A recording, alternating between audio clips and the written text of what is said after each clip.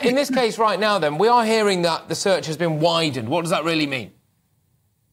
And what that means is they've been concentrating very much, has been widely reported, around the area of the bench and immediately where the phone was found, that little area up to the weir. Now, what they appear to have done today is completely widened the area. They've gone to where the wire spills into the sea, which is like the Knot End filed area, and they've actually taken the boats to the mouth of the river there. Then they've worked their way upstream. So they've gone and had a look upstream, but then they've come back down and they're looking around in the actual sea where, where the water comes out there. So they're obviously really having a proper scour around there. So they're obviously still convinced that that's where Nicola is, in the river, or at that point by now.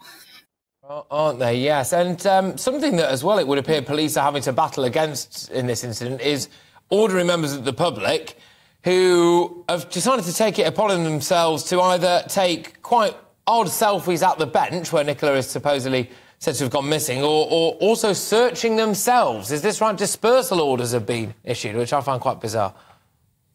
Yes, I think on the back of a lot of conspiracy theories which are circulating online, and bearing in mind the police have already searched these buildings, all the empty ones anyway, but they've last night there was an issue where there was two groups really. There was two main groups. One group came from Liverpool and were just making a pain of themselves, filming TikToks outside the front of people's houses in this little tiny village of St Michael's.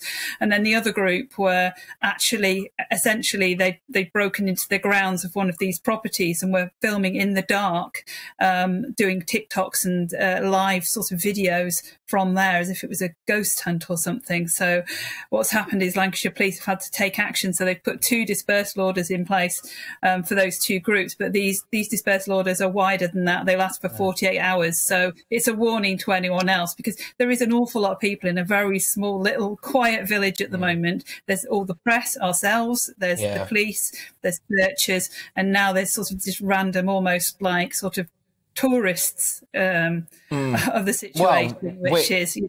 I'll say it, weirdos, really, some of them, aren't they, let's be honest. But Nicola, just in terms of what the area might be feeling like now, obviously everybody's still hoping Nicola turns up safe and well. The police are saying that they believe she's in the river. As yet, we have to find her.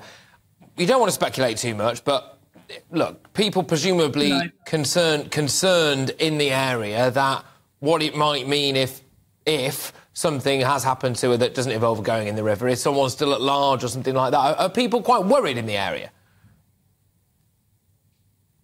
I think people are worried, but I think the police seem to be so convinced that this is what's happened that largely in the local area, everybody just wants some sort of end to this for the family, because it's this knowing nothing is just so agonising for the family, for local residents. For, you know, it's a small place, everybody knows each other, so a lot of people know Nicola and her family and her friends.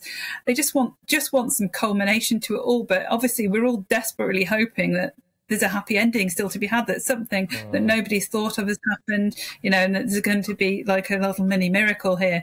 But at the same time, you know, there's also sort of a realism, and it's really, really quite sad. Feels very sad in St Michael's at the moment.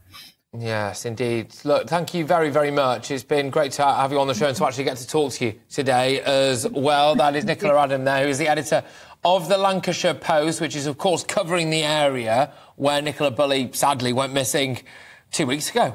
Now 2 weeks, good grief. And it is that case that's gripped the nation, and it's gripped it because it just seems so strange, doesn't it, really? Just out walking her dog.